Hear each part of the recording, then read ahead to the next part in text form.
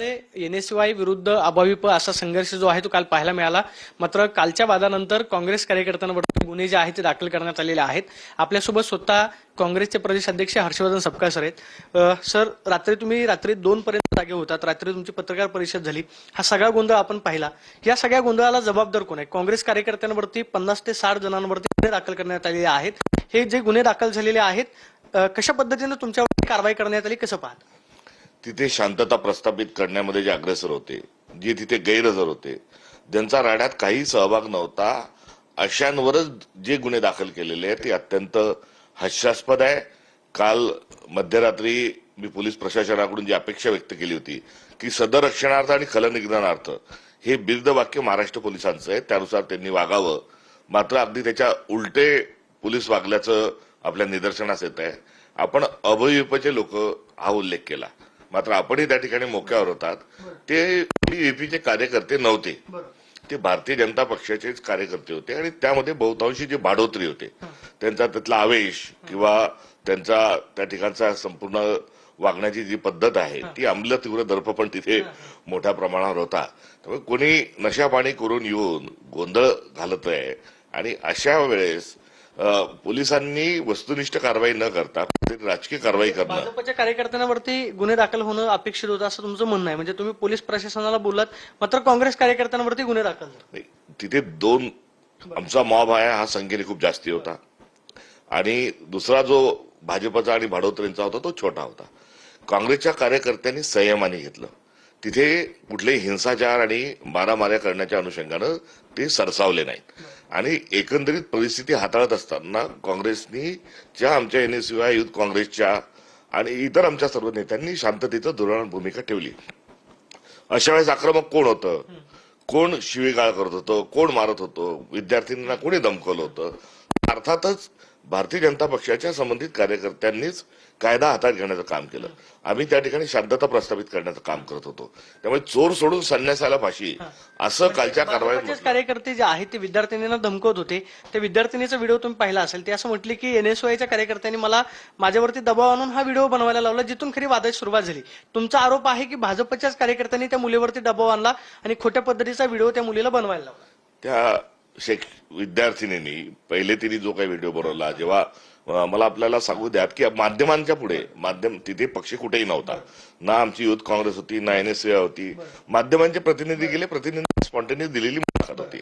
आता ती विद्यार्थिनी आहे, तिला विनाकारण या प्रकरणामध्ये ओढणं हे मी त्याचं समर्थन करणार नाही. तिची भूमिका आहे. आम्ही काही आमच्या व्यासपीठावर येऊन तिने काही बोलली किंवा आमच्या कार्यकर्त्यांनी तिला बोलतं गेलं असं नाही. ती स्वतःहून झाली. तिचा बिचारीचा जो घुमजाव असेल किंवा नसेल ती आपली भूमिका आहे. मात्र मूळ जो घटनाक्रम आहे त्या घटनाक्रमामध्ये जे चुकीचे वागले, ज्यांनी कायदा हातात घेतला, अशांवर कोणत्याही प्रकारची कारवाई नाही. जास्तीत जास्ती काय व्हायला होतं, दोन्ही गटांवर गुन्हे दाखल व्हायला पाहिजे. ते मात्र आता आज आमचा कार्यक्रम आहे, फार ऐतिहासिक स्वरूपाचा होणार आहे, मोठा होणार आहे. आमचं लक्ष जे आहे, आमचं ध्येय जे आहे ते स्पष्ट स्वरूपातलं युवकांचे प्रश्न हे ऐरणीवर आणणं आणि त्याचं समाधान घडवणं हे आमचं लक्ष आहे. आजचा हा जो कार्यक्रम होतोय त्या कार्यक्रमाला विरोध किंवा कार्यक्रम यशस्वी होऊ नये म्हणून हे जाणून बुजून करण्यात आलं का? तुम्हाला नक्की काय वाटतं की हा गोंधळ नक्की कशामुळे झाला? निश्चित आपण बघताय की भरभरून लोक प्रतिसाद देतात आहे आणि अशा वेळेस कुठेतरी भीतीचं वातावरण तयार करायचं जेणेकरून विद्यार्थ्यांनी आल्या नाही पाहिजे, हा त्यांचा मूळ हेतू होता.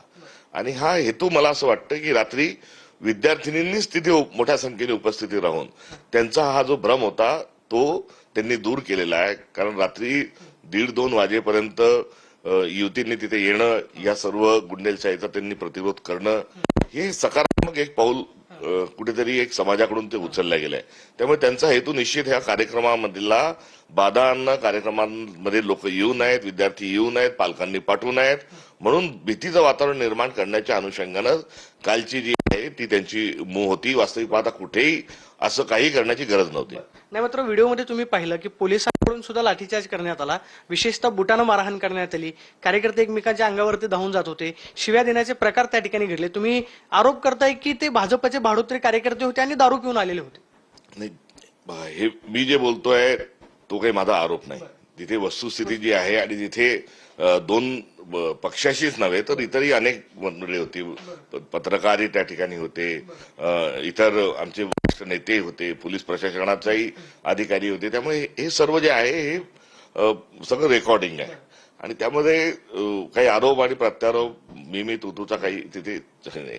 आमचा प्रयत्न हा होता की कुठल्याही घटना जी चुकीची घटना घडू नये आणि दुसऱ्या गटाचा होता की काहीतरी मोठा वाद करावा, कुठेतरी दंगल सदृश्य परिस्थिती निर्माण करावी, कर्फ्यू लागावा, अशा प्रकारे वर्तवणूक ही कुठेतरी केल्या जात होती. आणि घटना घडल्यानंतर आज सकाळी सकाळी गुन्हे जेव्हा दाखल होतात तेव्हा ते विचार करून दाखल केलेले आहेत. त्यांनी ताबडतोबीने गुन्हे दाखल केले असते तर आपण समजू शकतो. म्हणजे दबाव होता कोणाचा गुन्हा दाखल करण्यासाठी असं वाटतं? तुम्ही असं म्हणताय की शांत डोक्याने केलंय किंवा सकाळी गुन्हे दाखल झाले, राजकीय दबाव आणला गेला का असं मग तुम्हाला वाटतं? बघा, 10 वाजेच्या दरम्यानचा हा घटनाक्रम आहे आणि ताबडतोबीनं 11 पर्यंत सगळी शांतता प्रस्थापित तिथे झाली होती. आता रात्री 10च्या घटनेचा सकाळी सकाळी गुन्हा दाखल होत असेल तर त्याचा अर्थ काय, हा एक प्रश्न त्यातून निर्माण होतो. पण हे असू द्या, आता हाच कार्यक्रम आमचा होऊन जाऊ द्या, मग आम्ही बघू. आमचं ध्येय स्पष्ट आहे की कुठेही लक्ष विचलित होऊ द्यायचं नाही. जो मुद्दा आहे, पेपरफुटी का होते, पुण्यातल्या शैक्षणिक समस्या एवढ्या का वर्धावल्या आहेत, एकामागे एक अनियमिततेचे प्रकार पुढे का येतात आहे, हा युवकांच्या भविष्याचा विषय आहे. कालची झालेली घटना आहे त्यामध्ये त्याचा पाठपुरावा करू. मात्र तुम्ही गुन्हा दाखल करण्याची मग तक्रार करणार का किंवा मागणी करणार का? मग आजचा कार्यक्रम झाल्यानंतर मग तुम्ही या सगळ्या प्रकरणाकडे पाहता? नाही, ते गुन्हा दाखल आणि हा कायद्याच्या भागाचा प्रक्रिया आहे. जे आमच्या कार्यकर्त्यांना गुन्हे दाखल झालेले आहेत ते गंभीर स्वरूपाची जर असली तर ते न्यायालयात टिकणार नाही.